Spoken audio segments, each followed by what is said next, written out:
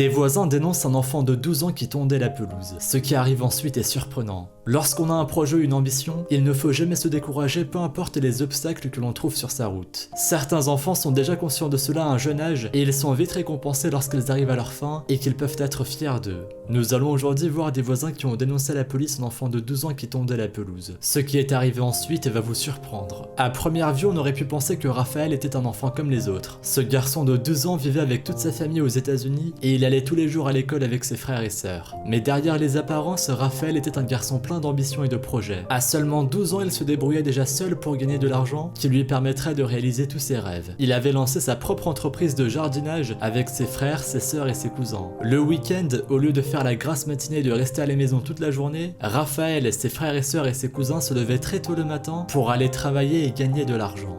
Tout se passait très bien et les enfants n'avaient jamais eu un seul souci, jusqu'au jour où une certaine Lucille fit appel à leur service pour tondre la pelouse de son jardin. Cette femme les avait vus sortir tout leur matériel du magasin et elle avait été impressionnée de voir des enfants de cet âge manier des outils de jardinage avec un tel professionnalisme. Elle s'était donc empressée d'aller les voir pour leur donner son adresse, en leur disant que sa pelouse avait bien besoin d'être tondue. Quelques jours plus tard, Raphaël et son équipe étaient chez Lucille pour tondre sa pelouse. Raphaël poussait la tondeuse, puis ses frères, ses sœurs et ses cousins nettoyaient le sol et ramassaient l'herbe coupée pour la transporter dans un sac poubelle. Lucille était très contente de leur travail. Elle trouvait qu'il était assez rare de voir des enfants de leur âge faire quelque chose d'utile avec leurs mains pour gagner de l'argent, et elle était très fière d'eux. Malheureusement, sa satisfaction ne dura pas longtemps, puisqu'au bout d'un moment, elle vit une voiture de police se garer chez elle. Elle savait tout de suite ce que cela signifiait. Depuis que Lucille avait déménagé plusieurs mois plus tôt, ses voisins ne cessaient de chercher des prétextes pour la dénoncer à la police. Une fois, ils avaient appelé la police car les enfants de Lucille faisaient une bataille de boules de neige dans son jardin, et une autre fois, ils avaient appelé la police pour dénoncer le fils de Lucille qui avait garé sa voiture dans l'herbe. Au total, les voisins de Lucille avaient appelé la police 5 fois depuis son déménagement pour la dénoncer. Et effectivement, Lucille avait vu juste. Ses voisins avaient bel et bien appelé la police, et cette fois c'était parce qu'ils avaient l'impression que Raphaël avait tondu un morceau de pelouse qui appartenait à leur jardin à eux. Mais au lieu d'aller voir l'enfant pour le lui expliquer, ils avaient préféré mêler la police à cette histoire. Pour Lucille, ses voisins avaient toujours été injustes avec elle depuis le moment où elle avait emménagé à côté d'eux. Mais sa voisine voyait les choses différemment. D'après elle, Lucille était depuis son arrivée le contraire d'une voisine exemplaire.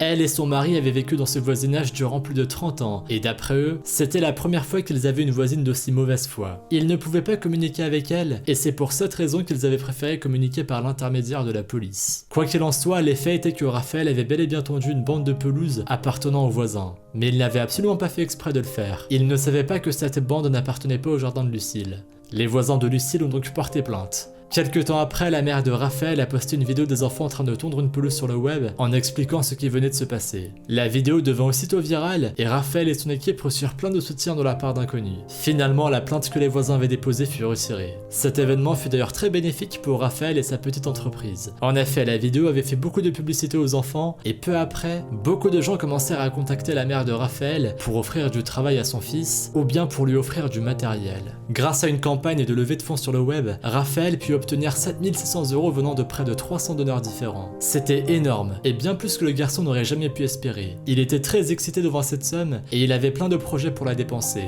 D'abord, il voulait utiliser une grande partie pour son entreprise. Il avait ainsi l'intention de faire construire un garage pour y mettre tout son matériel. Mais il voulait aussi mettre un peu d'argent de côté pour commencer à économiser pour aller à l'université, et pourquoi pas étudier le commerce. Raphaël recevait près de 15 appels par semaine de personnes qui voulaient l'engager pour tondre leur pelouse. Le garçon et sa mère ne s'attendaient pas du tout à cela, mais après tout, c'était tant mieux. Comme quoi il ne faut jamais abandonner ses rêves, quels que soient les obstacles que l'on trouve sur son chemin.